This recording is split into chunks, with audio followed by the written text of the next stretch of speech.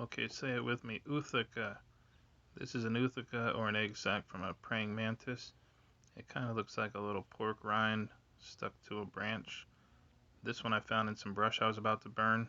So to save it, I zip tied it to a branch of a bush outside to keep it from hatching in the house because I don't need 300 of these running around inside.